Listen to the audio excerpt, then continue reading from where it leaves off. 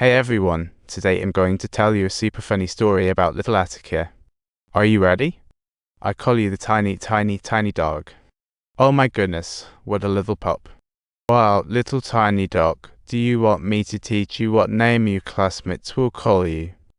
Little dog, come here, hurry up. Oh my gosh, are you going to dress up as a puppy? Ho ho. What's your name, little fellow? The small puppy didn't wish to be called Toby, but he was forced to face and accept the reality. He noticed the candy was missing, looking as innocent as a wronged little pup. Toby plays dumb and refuses to buy him sneakers. The elder son snapped, told Toby to be quiet, but Toby dug deeper and got scolded more.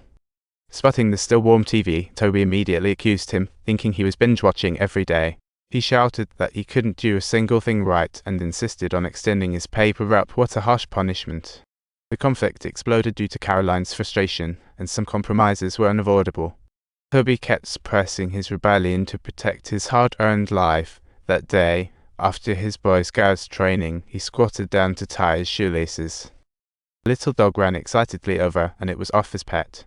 Because of this, they finally began their first peaceful interaction.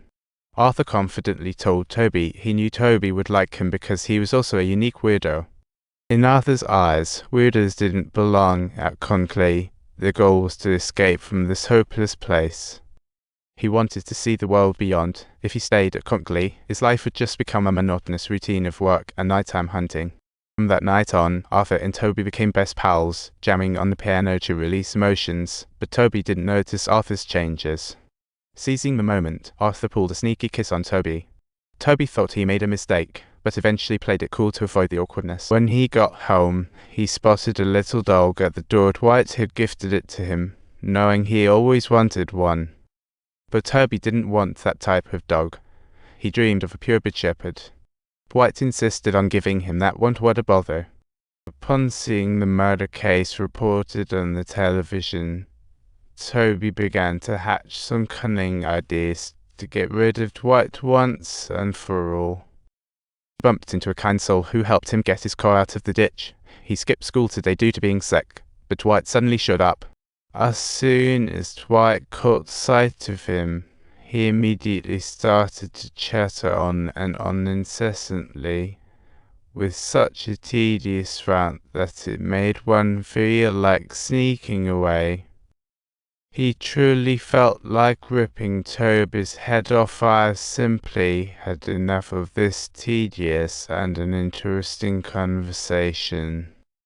If you but didn't go to school. Toby paid a hefty price for his behavior after 2 years in Conkley. His buzz cut grew back to long hair, yet he still couldn't avoid becoming a delinquent, living the life he hated. Dining with friends had become a norm. They even found a car, zooming around all day.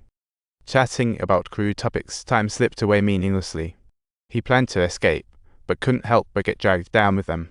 After the fun ended, they dropped him off at home. Toby dug out a book his brother gifted him, revealing dreams of escaping Conkley.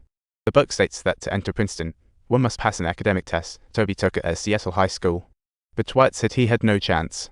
Recently, Toby's relationship with Arthur had soured, and his grades were only Cs. Unwilling to accept defeat, Toby used some tricks to change his grades today. Arthur looked down on this, claiming Toby looked just like those idiot friends.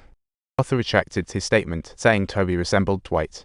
Toby's heart sank. He hated being like Dwight, yet felt trapped in conflict. He wasn't the only one wanting to change. His mother Caroline felt the same, staring intently at the presidential election on TV, spotting an opportunity. Truman is backing Kennedy.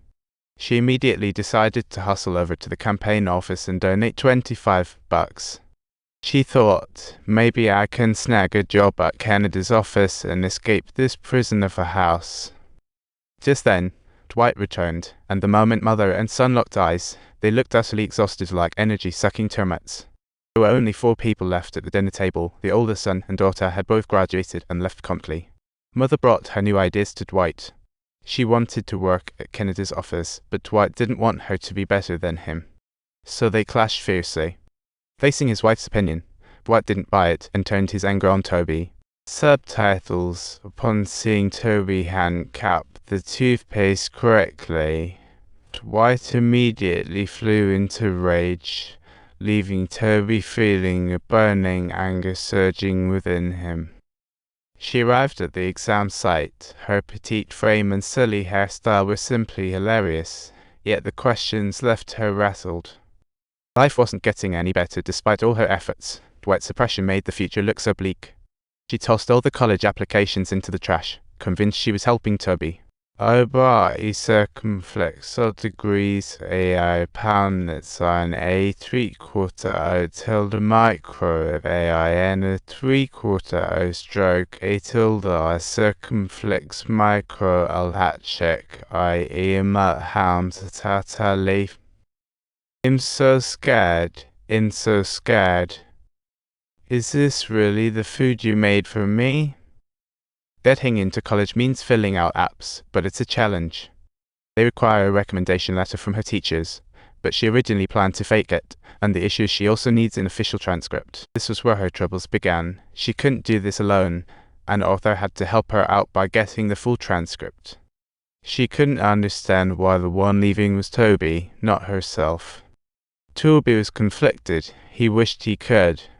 The next day, Arthur brought him a document, his long-awaited straighter transcript.